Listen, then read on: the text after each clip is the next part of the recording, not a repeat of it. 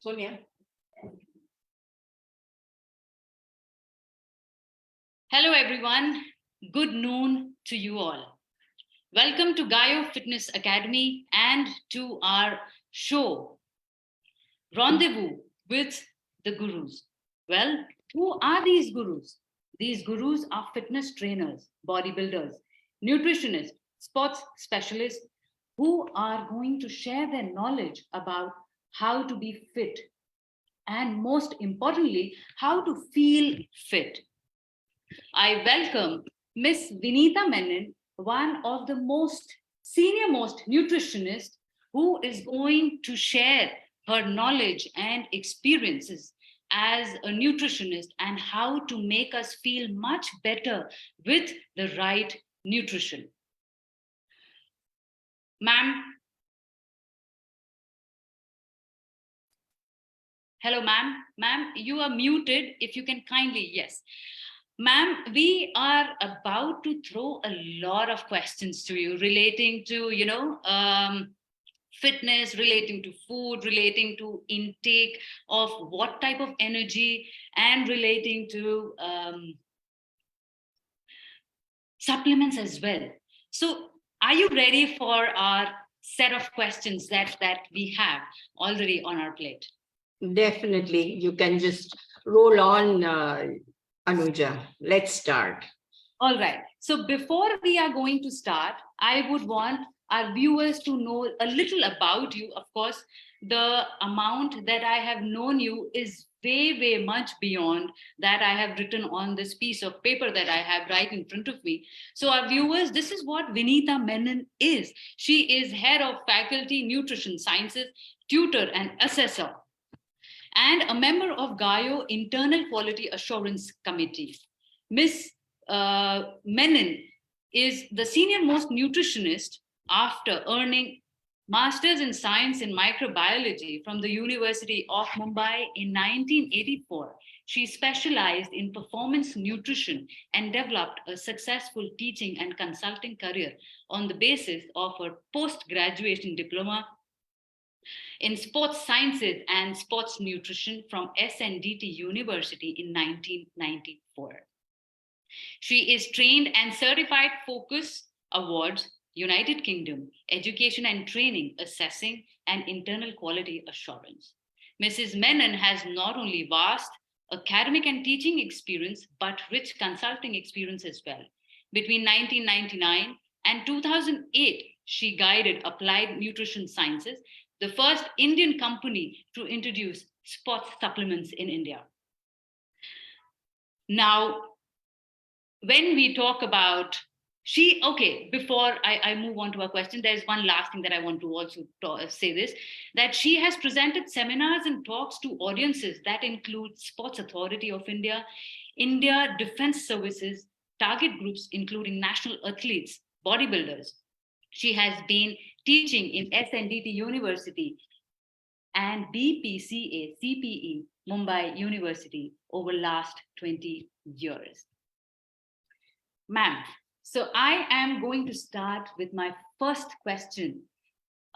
Before that, I would want you to say a little 2 minutes thing about yourself, that how did you start sports nutrition? Let's say, for example, I mean, you got into the field of sports nutrition in 1994. That's 30 years ago. What made you specialize in this area? Most importantly, sports nutritionists, were they accepted around that time? Good afternoon, Anuja. It's great to be here on this Rendezvous with Gurus. It's my pleasure to be able to share my passion, my knowledge, and my understanding of sports nutrition. Now, let's go back 30 years. 30 years is a long time. And I was also just wondering, 30 years, and I took a double take. Now, especially at the time that I started running, I mean, everybody does run, but the question nobody ever asked ourselves is, what makes a difference? Am I just running, or can I run? Am I just competing, or am I just running recreationally? And if I'm running recreationally, do I need to do anything about it? Or if I'm running competitively, do I need to do anything about it? So these were the questions which started bothering me, though I have my basic educational qualifications are a master's in microbiology. A master's definitely makes you feel that, yes, tend to have a slight research base. So these questions bothered me. And I was running continuously between 74 to nearly 82 prior to getting married. And I realized there were days when running was just like a breeze, and there were days when running was not like a breeze. And these were questions which eventually bothered me. He said, why, how does that happen? And I went back to food, maybe the food that I ate the day before or the food I ate the night before. And I realized there were times when I could get terribly hungry and I could really have maybe a slightly high carbohydrate diet. And maybe next day I could, have a little more chicken than I used to normally have, or eat more than what I normally did. And I realized that it did make a difference. So then in 94, when I had the opportunity, and SNDT had already just opened up their PG diploma in sports science and nutrition at the Chihu campus, I decided to join. And for me, it was more the understanding of knowledge. It was me understanding nutrition, though I didn't immediately have a background. And the passion that, yes, nutrition makes a major difference in performance. And that's what led me to my, I would say, career and profession. More with passion, more to share the knowledge. And 30 years is a long time. I've been able to share my knowledge with a lot of young athletes, and I'm very happy about that. How lovely is that, ma'am? So this is for all the Indian women who are married. I guess Vinita Menon, ma'am, she is one of the most inspiring women that please don't stop running. Please don't stop your workout. So whatever you have planned for yourself in terms of fitness, marriage is not stopping you. It is just a step where you might have to give some time to yourself and bring in changes. And that's where you are. Please go ahead and don't stop at all. Ma'am, we are going to start now with our questions. Now, what is the difference that you would want to share with our viewers as sports nutritionists 30 years ago, and how are they positioned today in our society? It's an excellent question, Anuja, because what we saw 30 years was the kind of explosion in sports activities was not there. And to share a very funny, I would say, no, I wouldn't say funny incident, but a very telling incident. At that stage in 74, I used to be the only girl running on Juhu Beach. Can you imagine? Just with a ponytail. And but it was more for my own interest than I did it for anything else. Now it's a completely different story. Sports has become a way of life, and recreational sports, I mean, with the kind of explosion of the Tata Marathon, at that time the Standard Chartered Marathon coming in and the Tata Marathon coming in, running has become a way of life. And that is a major difference from what it was then and now. In between, there was a lot of, the gym sector had really exploded at that point. And there were a lot of people who were going into gyms, realizing the need to exercise, the need to look good, the need to look fit. And added to which then the running came in. The other sports were always there. So, but none for the kind that it was from the point of view of competition. So 30 years back, it was a different story. And now you do need to have performance nutritionists or sports nutritionists to help you make a difference, because eventually it's a performance. Your normal daily diet doesn't meet those requirements. And every sport has something which is specific to it. And that can only be, taken up by a nutritionist, and especially a sports nutritionist. So there's a vast difference between 30 years where people just looked at nutrition as, oh, it's a nutrition, it's nutrition. I mean, big deal kind of thing. But right now, I think the role that a sports nutritionist plays is extremely important. And especially when we are looking at the international arena, performance nutrition does make a difference to your places in your, I would say, at the podium. So that's where we are right now. Well, I'm going to ask you a personal question. You started about 30 years back, and you stated that you were one single woman who used to run on the Juhu beach. Today you see young boys, girls, men, women running on the beach. How do you feel?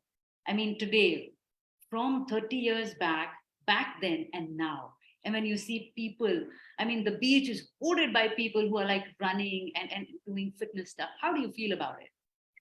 Well, it's a very different feeling. I mean, at that point, the kind of freedom you had on the beach was very different because it was all open and it was just you, the sea and the breeze. And now when you look at the fact that, yes, people have made fitness a way of life. Yes. It's whether you're a recreational athlete or whether you are a recreational runner or whether you play football or whether you play cricket or whether it is such a pleasure to see that there are so many people who are taking more care of their lives than they would have earlier on. And I think definitely it has made a difference. People are more aware and they definitely look at nutrition as one of the pillars of making a difference in their I would say in their performances or in the way they look at it or the way they feel that, yes, I'm doing well. So eventually nutrition is that pillar which makes that difference. Again, one more personal question that I'm going to state. That is, let's say about 30 years back or 20 years back from now, as you said that nutritionists were not as accepted as they are today. So I am sure you would have come across questions. Oh, what is nutrition? I eat my roti dal chawal every day and I'm gaining my energy. So what is your nutrition is about? Being an Indian, I would want to have my roti dal chawal every day, morning and evening. So I don't think I'm losing out on anything. So I'm sure that you would have come across certain questions like these. So how did you deal with such questions? Well, it's a very interesting question. And yes, I did face it at one time. And it was like, I was horrified, actually speaking, because I had gone in for one of the, we had gone to Hyderabad, and I think that was during the National Games. Yeah. And at that stage, but this is many years back, and things have changed dramatically since then. Mm-hmm. And I had the pleasure of maybe speaking to a couple of athletes, and those were national athletes because they were all in the camp, so they all had a certain standard. And I was talking to this, I think he was a middle distance runner. So I was talking to him and asking him कि आप कितने खाते हो, आपका कैसा है खाना, आप कितने दफे खाते हो, क्या खाते हो? Or the answers that he gave me totally shocked me. नहीं नहीं नहीं, हम 3 दफे खाते हैं, दाल चावल खाते हैं और जो होता है वो खाते हैं. I said, you are an athlete, a national athlete, because at that level, it was a very telling story that athletes people are, I would say athletes or, athletes and sports persons during that time, maybe 20 years back or 25 years back, had really no knowledge about the fact that what was the role that nutrition played in their performance, in their ability to compete, as well as whether it made a difference to their, in terms of the podium finish. Mm-hmm. Because, or even their energy or recovery or whatever the major aspects which are there, or even meeting the regular requirements in terms of their energy. Right. Their understanding was very, very poor. Maybe now it has changed because nutrition has now started playing a very important role. I mean, we have everybody talking about nutrition, but then even if they were in sport, their understanding of nutrition was very poor, especially for their sport. Indeed, indeed. I see a lot of changes and people getting inspired with the nutritionist. The word I use inspire is because they choose to go as per the nutritionist or the diet plan that they give or provide the athlete today. And I guess it makes a lot of difference in terms of building energy and performance as well. Sports nutrition is popularly seen as something only for champion athletes, mostly adults. Is it applicable to children who play sports for their school and also those people who are living day to day life, maybe a businessman or somebody as simple as a homemaker? What would you have to say to this? Definitely. Though, I mean, we normally look at adult athletes, but especially for younger athletes who are into competitive sport and especially like games like tennis, or even whether it is football or whether it is hockey or whether it is cricket, the need of an athlete is a little different from a normal person. A normal person might require a certain amount of basic calories, which are required for his day-to-day, day-to-day existence. But when it comes to an athlete, or when it comes to a child, let's take a child who's playing a sport, who's going to school, who's actually in his growth phase, and he again spends about 2 hours on the ground, especially playing at a competitive level. The need to understand his diet does become very important, and to need to fine tune his diet to his energy requirements, taking into consideration that he's in the growth phase, is also very important because they are growing. So the requirements of protein at that stage are much higher than they would be otherwise. For adults, yes, when you're in a different sport, your sport decides to play a role, and then the amount of protein you require then becomes important. But even in children, it becomes extremely important to give them a good, balanced, nutritionally balanced diet, also taking into consideration their hydration and their protein requirements. So it's for kids, especially between the ages of 8 to 15, especially if they are competing, then counseling with nutritionists, especially sports nutritionists, is extremely important. So all in all, I'll probably summarize this, that nutrition, or it's basically a balanced diet, is something very important from the time I am born to the last minute, where, I mean, that's how I'm going to put it. So nutrition or a balanced diet is something very important for each and every being. Am I right?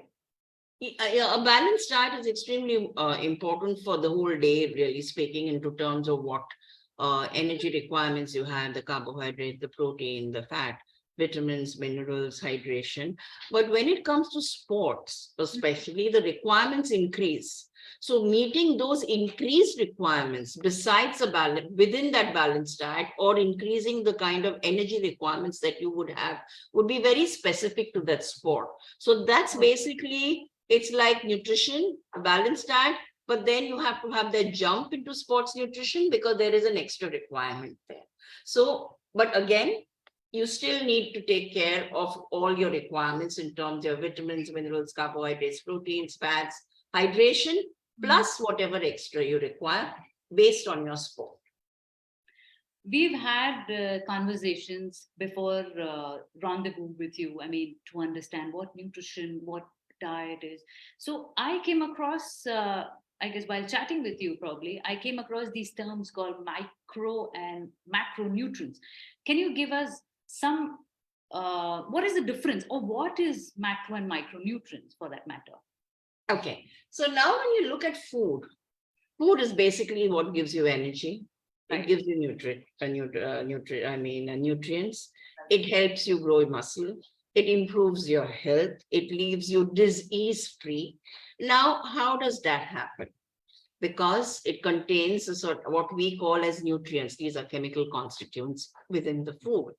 And these chemical constituents within the food are divided into actually 3 groups. Let's say a macronutrient, that is in gram quantities, a micronutrient, which is in milligram and microgram quantities, and you have even trace minerals, which are in very, very minute quantities, but they play an extremely important role, especially in terms of the metabolism of the body. So when you look at macronutrients is like eating rice. Now, rice is actually made out of carbohydrate. There's some amount of protein and it has very little fat in it. But the major nutrient in rice is carbohydrate. Now, carbohydrate in your body, you require in gram quantities. You don't eat rice with a spoon. I mean, you can't only have 5 grams of rice. You definitely have about 200, maybe 100 grams of rice, or maybe 2 katoris of rice, or 3 katoris of rice, depending upon your hunger. Yeah. Now, the other, that is your carbohydrate. Now, that is a principle, which gives you the energy, and it is your primary fuel. So that's what we call as a macronutrient. Then the next macronutrient is your protein. Again, very important in the field of sports nutrition. We're only talking about protein because protein builds your muscles. Protein plays an extremely important role in your immune system. I mean, just about everything is related to protein. Fats, again, again a macronutrient because you have it in gram quantities.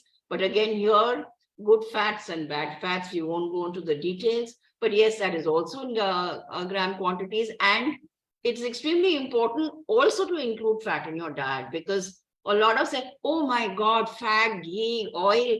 No, a certain amount of fat is definitely required for the proper functioning of your body. Okay. Then we come to the micronutrients. Now, micronutrients, like if you take the analogy of a car, what are you looking at? Nuts and bolts. Those are your micronutrients. Petrol is your macronutrient. You need to fuel the car. But your nuts and bolts, if you have one single nut loose, your car doesn't work. So your vitamins and minerals are your micronutrients. Now, these micronutrients play a very important role in the metabolic activities of the body, of keeping your body healthy, because these are essential to the body and they're only found in food or in supplementation, like you have your B complex, or you have your omega-3, or you have your your minerals like your iron and your calcium. Now, these are all found in food. All right. Yes, supplemented sometimes. So they are micro in milligrams and micrograms. So when you're looking at salt, you will never have salt to the point of having it in 10 grams. You will have a pinch of salt. Yes. Now, a pinch of salt is a pinch. That means maybe a few grains. You're not going to have, you can't have something like, let's put it, you will eat a banana, right? Banana is a lot of carbohydrate. It contains potassium. But again, you will not have the potassium in the banana will definitely be less in small gram quantities, like milligram quantities. So again, these are things. Calcium, magnesium, very, very important. And your vitamins and minerals. So these are called micronutrients. So you have your vitamins and minerals. And so this is the difference between a macronutrient, which gives you energy as well as helps you building muscle, and the micronutrient, which really works the body. Okay. Very well said, ma'am. That was pretty enlightening. Well, now, India is a carb-oriented, when we talk about Indian food or Indian people, as a matter of fact, they believe or they consume a lot of carbohydrate. So it's a carb-oriented diet that the Indian community follows. So is carb-oriented diet detrimental to one's fitness and diet management? Well, if you're really looking at it, when you're looking at a carb-oriented diet, yes, we do have carb-oriented diets. We are more prone to eating dal. We are more prone to eating rice. We are more prone to eating chapatis. But at the same time, I would say that it is more energy oriented. And in terms of the normal diet, every balanced diet has a certain amount of carbs which need to be eaten in terms of the serving sizes, a certain amount of protein which needs to be eaten according to what the body requirement is, and a certain amount of fat needs to be eaten so your body functions properly. So when we look at a carb diet, especially from the field of from the point of view of nutrition, and yes, on a normal daily basis, the amount of protein that we may not really meet whatever we require. But on the other hand, proteins are also manufactured by the body, so we sort of make it do. But when it comes to nutrition in sports, specifically what I'm talking about, is there the question arises is how much carbs should you eat and how much protein should you have? Because it all depends upon the kind of sport you play. So if you're looking at a muscle sport or a short distance sport or a explosive energy sport, like you have sprinters, you have maybe weightlifters, you have boxers, a lot of them require far more protein than normally what a normal person would require. There, the question of carbs does become a question, but then it is, you plan the diet in such a way that you meet your protein requirements and you reduce your carb requirements. But at the end of the day, yes, we are a carb eating this thing. We do eat higher amounts of carb. In a normal situation, it may not be bad. But when it comes to sport, definitely the requirements are different. So that management has to be there. Yes. Consumption has to be very proper. Yes. And especially when you're looking at clinical nutrition, that those factors, if you have any comorbidities which are related to, say, carbohydrates, like a diabetes or any of the other diseases, which would make a difference if you have a high carb diet, then that also becomes important. So you need to manage the diet. Okay. And also be able to meet your protein requirements. Yes. So there are these n number of diets which a lot of people have started. Probably they look on Google, they see it online. Okay, this diet, XYZ diet. They're like fat diets. Do they really work? Like GM diet, Atkins, keto. So there are so many diets available to each and everybody on the internet. Is it wise enough to follow them? See, the thing is, yes, there are a lot of diets which are, and they're more related to your weight loss or your fat loss diets, because weight management becomes a major factor, and or there could be a lot more issues related to the weight management than just fat loss. So in a lot of ways, managing your diet to be able to meet those fat loss requirements, which generally mean that you might be looking at decreasing your by portion control, or you'll be changing the total consumption of, say, carbohydrate, proteins, and fats. So there it becomes extremely important to understand how you could use food to maybe specifically look at a weight loss. But on the end, like a lot of these diets drop maybe a single food group, like maybe the keto diet has only protein and fat. AM diet may be having other requirements. Then you have the Atkins again, which is very similar to your keto diet. So the long-term implications of it and the compliance may be a problem, definitely. And at the end of the day, you are supposed to have a balanced diet. That means you are supposed to meet all your vitamin, mineral, carbohydrate, energy requirements, and protein requirements. So all in all, everyone to his own. Yes. But at the end of the day, for a normal individual, it becomes extremely important to make sure that you eat whatever has been given to you by nature in the proportions that nature accepts you to eat it. So that is extremely important. Diets, yes, maybe if they have for short term, but at the end of the day, compliance always becomes a problem. So to talk about diets, I guess one of the most important thing is our tummy needs to be functioning well, probably, to, I guess, be the fitter us is what I would want to share it personally, that if my gut is clean, if my tummy is absolutely performing well, no matter what type of diet I'm following, is that wise? Because a lot of people feel that, let's say, for example, I wake up in the morning and I have a heavy breakfast, followed by my juices and fruits.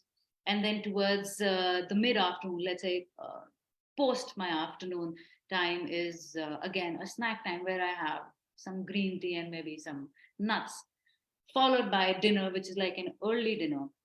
I can have maybe a very thick vegetable soup along with some vegetables.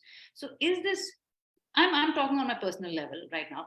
So is this good as per me? Because I am having my grains or whatever wheat or XYZ that is in the morning. And towards as the day ages, I try to, cut down on my carbs. I try to cut down on my sugar and my salt.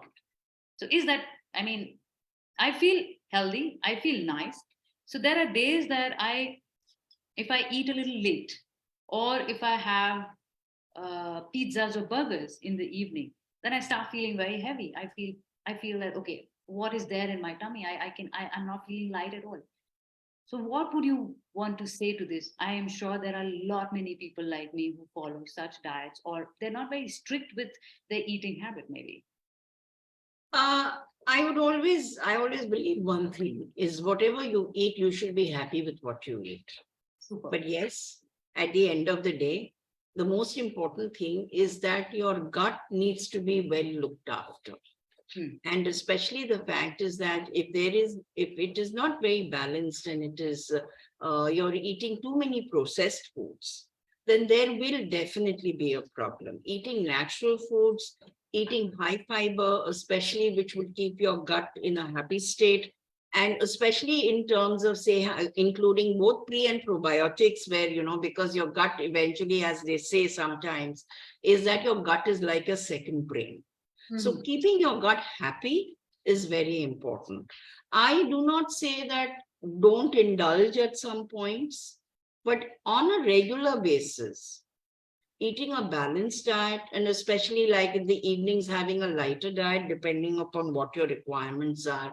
Because sometimes if you're in the field of sport, having a light diet, diet in the night, and then you plan to run 2.5 hours in the morning, that will not do. Because eventually you don't have the energy.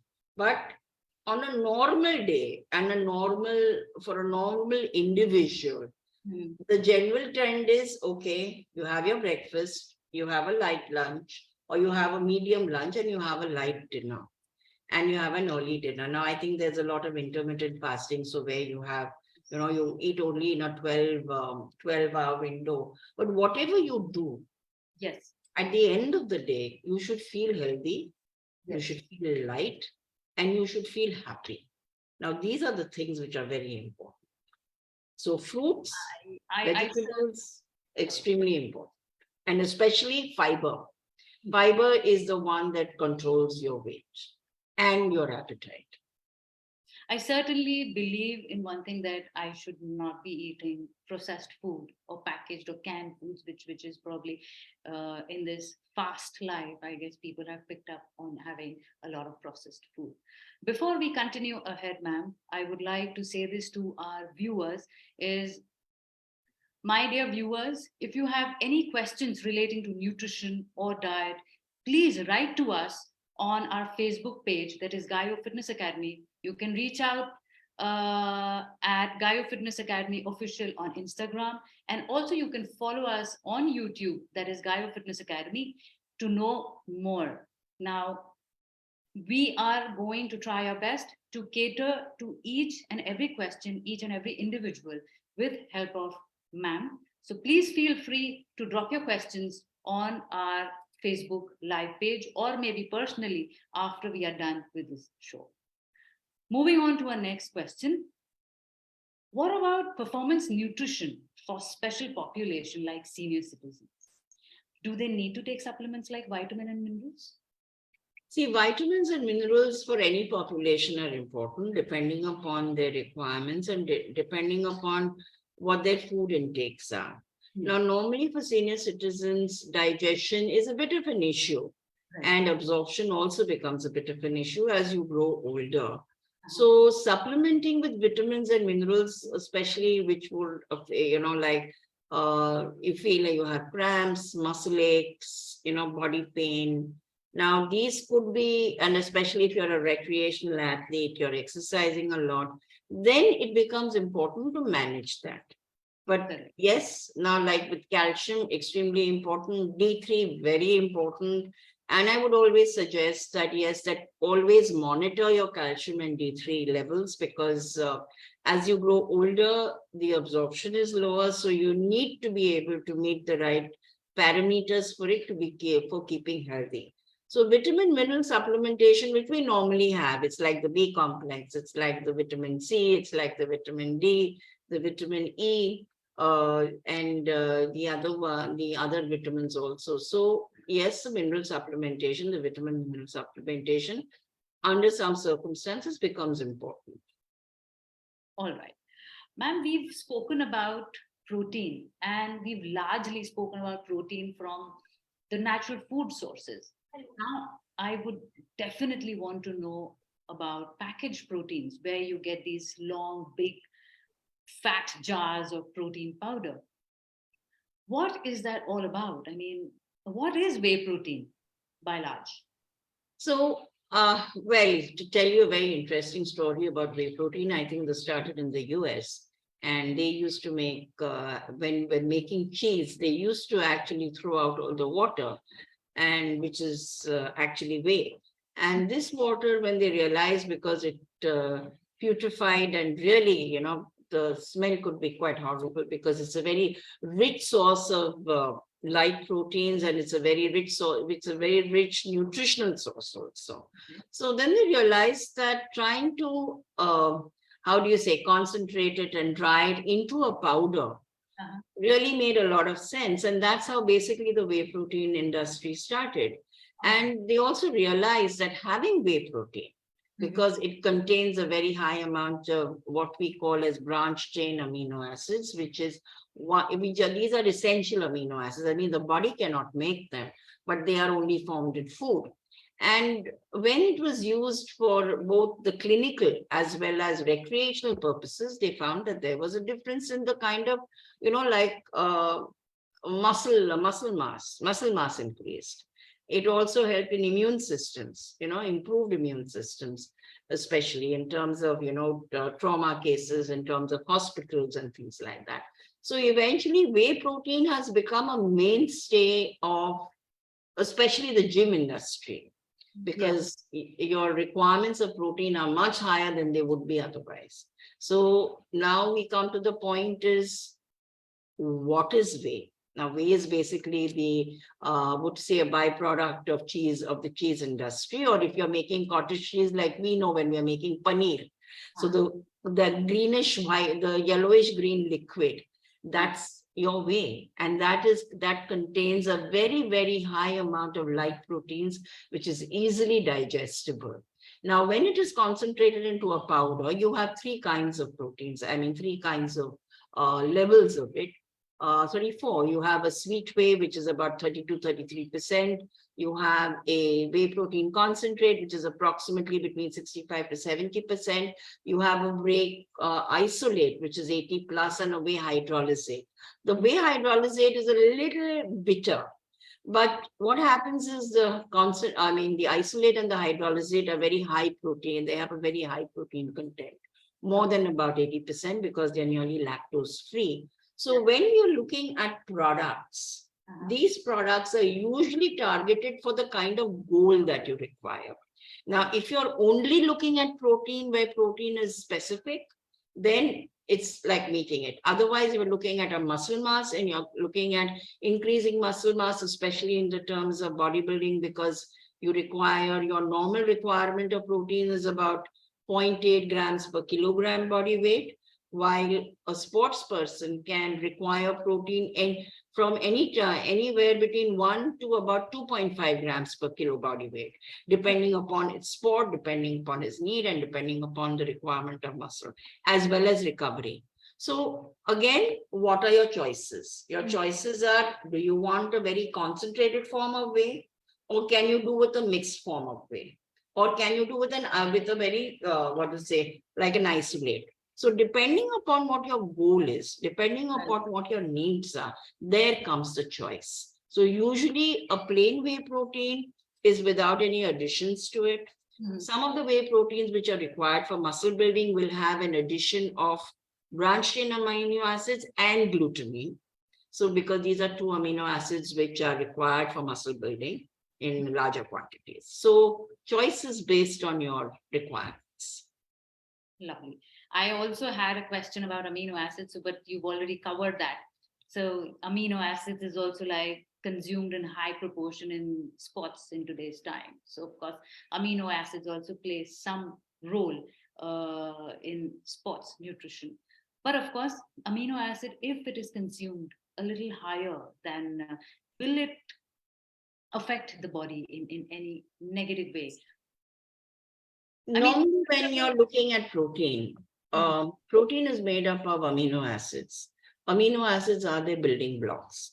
We have about 21, out of which 9 are essential, and some are conditionally essential, like glutamine.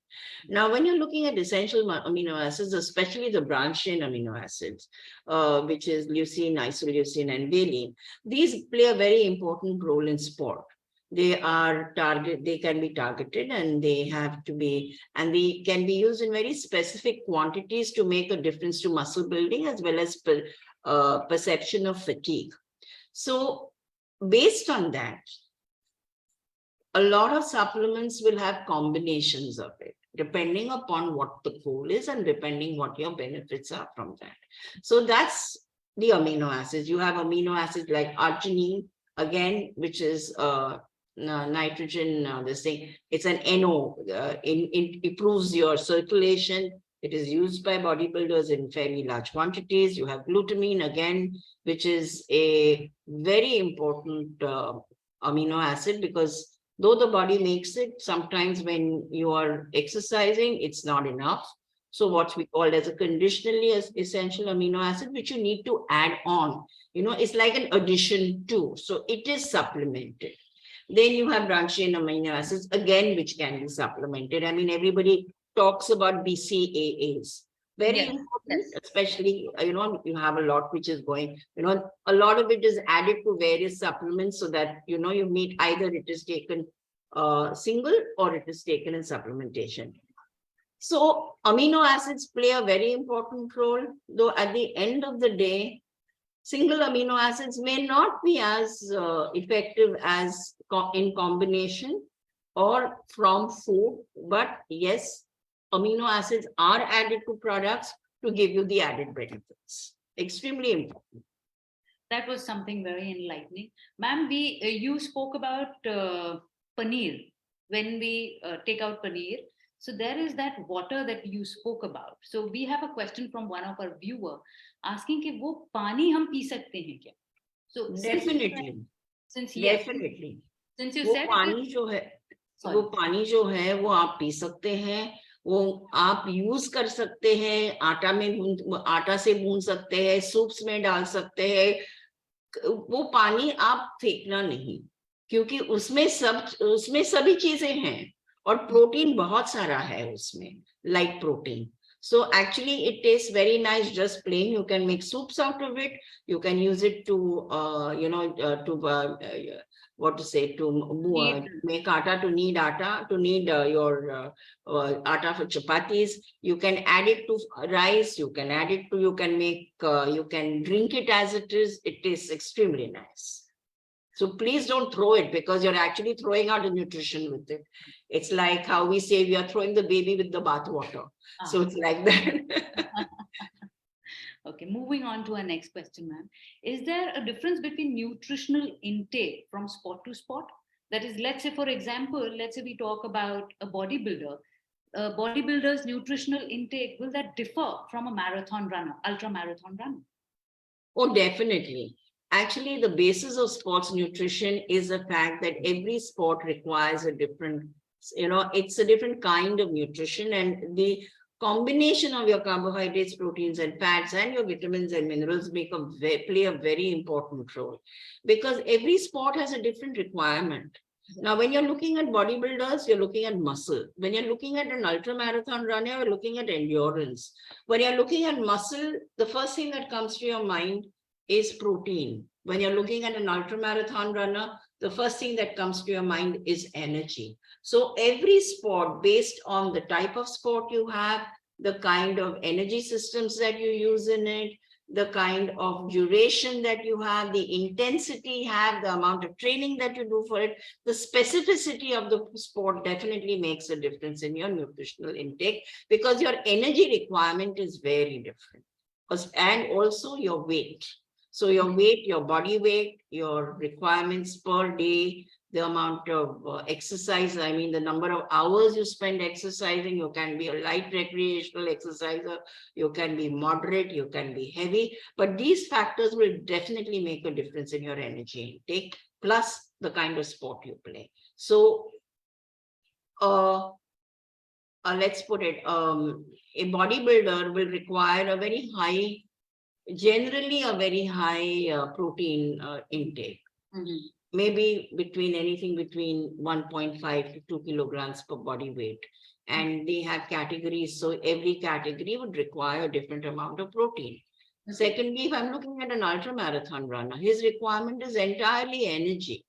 He needs to be able to maintain that energy for over 8 to 9 hours. So his diet is mainly a lot of carbohydrate plus fat. He can have any amount of fat. Because it all gets burned. So the question doesn't arise there. But otherwise, if you're looking at a bodybuilder, he cannot have that kind of fat because he cannot put on fat. His body fat needs to be controlled. And normally for elite athletes, your body fat percentage is usually between 7 to 15%. So you have to be able to maintain it between that. So every sport, depending upon its energy system and the energy requirement, is different. So we have one more question from one of our viewers, Akshay. Akshay wants to know, what is your say on bone broth and overnight almond soaked in water? See, normally almond soak overnight is usually because then they are a little more digestible. And therefore you soak the almonds, so it becomes a little easier to digest, because almond has high fat, plus it has omega-3, and plus it has all the benefits, as we all know about almonds. So it's more from the digestibility point of view that you soak it, because it's easier to digest. Now, it has nothing to do with the nutritional content, because the nutritional content remains the same. So whether you soak them or you don't soak them, but in terms of the digestibility, you may have a difference. Now, when it comes to bone broth actually is taken to be a kind of it's like it gives you that energy and that strength.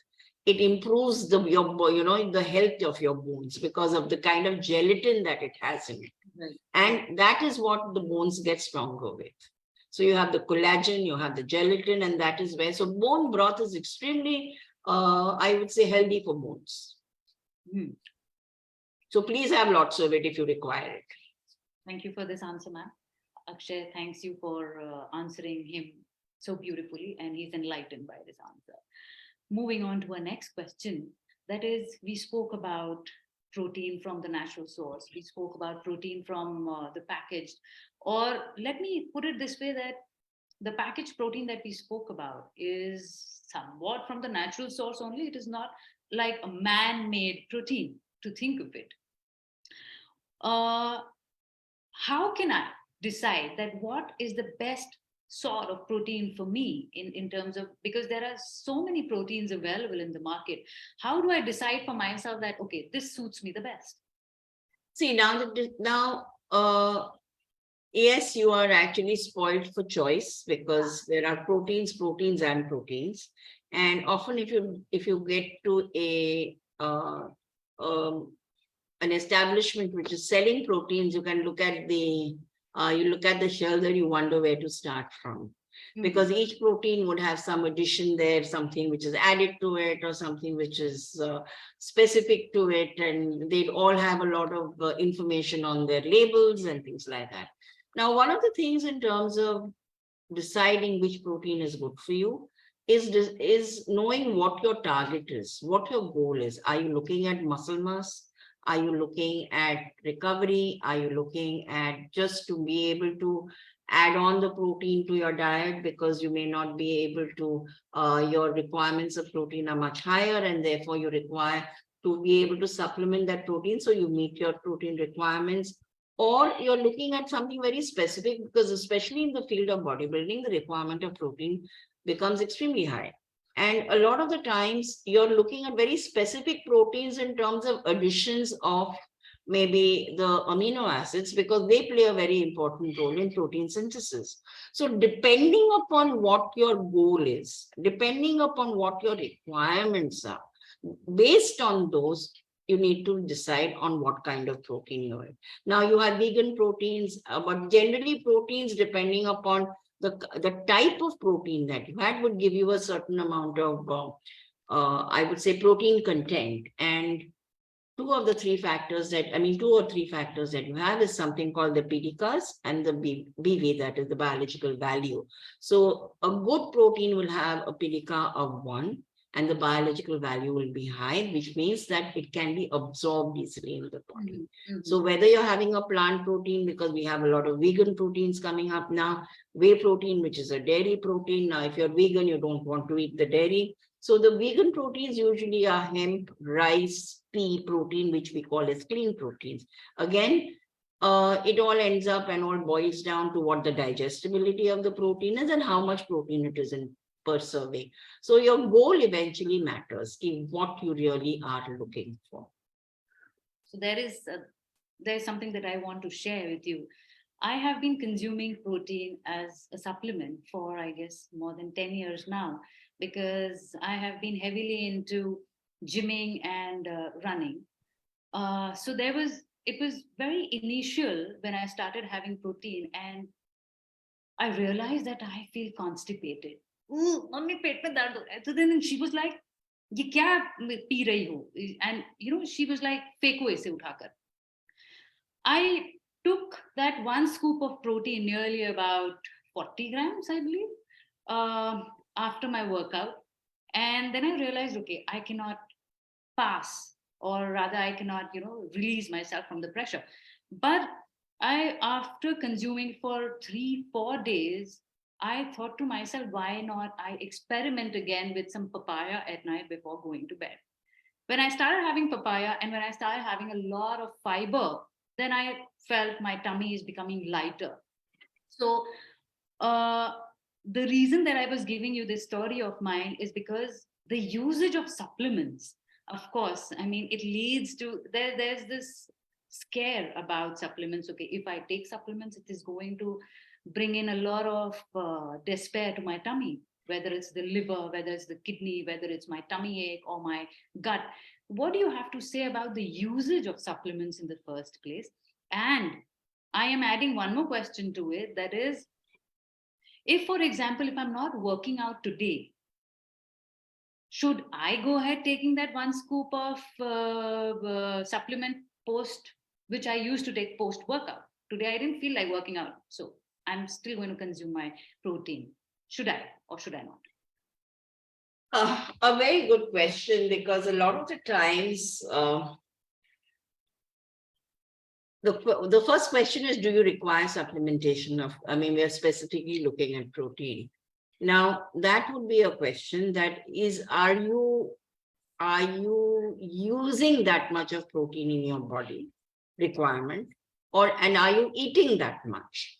If in case there is a very specific, like if you're just a recreational athlete and you're not really working out very, like it's a very nominal workout, nothing hard, you're just looking at feeling good, you may or may not be requiring protein, because when you have protein post-workout is a very specific, a very specific role to play. So now let's come to the fact is whether, do you really require it? One is, if you're able to meet your protein requirements during the day, and if you're not really working out, you're not a heavy it's not a heavy workout, you require about 1 gram of protein a day, which is approximately maybe 55 to 60 grams of protein, which can be by and large met from normal natural sources, which is your diet. But if in case you're working out, then yes, the requirement of protein definitely goes up. How much you should eat at that point then becomes a question mark. Should I have 20 grams? Should I have 40 grams? Should I have 30 grams? Question is there. Normally, a serving size is about 20 grams. And you have a certain amount of protein which can be utilized at one point.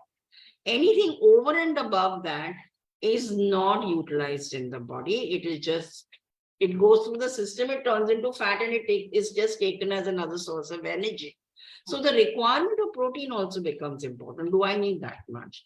Now, when it comes to 40 grams of protein, the body cannot digest that much of protein at one time. It digests about maybe 20 grams, 25 grams, because that is normally a serving size. You can spread the amount of protein that you have through supplements right throughout the day, but not all at one time. Suppose you take, say you're taking 40 grams. Suppose you take 20 grams in the morning and 20 grams in the evening post-workout. You're fine. You won't have any problems, because digesting protein, the body requires more energy to digest a gram of protein than it would require to digest a gram of carbohydrate. Right. Again, here, as you mentioned, constipation, yes, it would create, because protein has a tendency to dehydrate. So that is another issue. So drinking more water when you're on a high protein diet becomes extremely important, as well as having a high fiber diet also becomes important, so that your gut remains happy. Otherwise, constipation can be a problem. So, and especially when you're looking at papaya contains papain. Again, it's a digestibility, and that way. So that is the thing.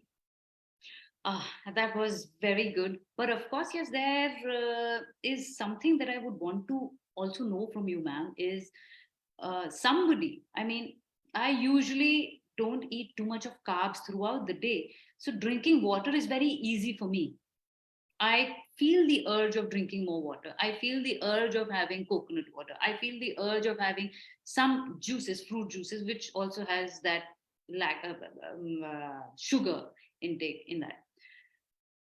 But for those people who are eating full meals, I guess, doesn't it become a little difficult for them to drink maybe 6 glasses of water also, or maybe 8 glasses of water throughout the day? I have come across a lot of people telling me, in fact, for example, my own sister, she says, Gigi, I cannot drink water. I cannot even drink 4 or 5 glasses of water because I just now ate food. But of course, do you also have this, I would want you to correct me if I'm wrong. If I eat, if my hunger is for about 3 chapatis and I just have maybe 1.5 to maximum 2, will that make me feel will that give me the urge of drinking water after my meal is done, maybe after about half an hour, 40 odd minutes? Should people practice this? So normally, yes, you always say that you shouldn't be on a full stomach. You can always keep a little bit of place. But water more is, and also the fact is that you should not drink when you come to a thirst level, because that's the danger point. You should be able to drink water on a normal basis.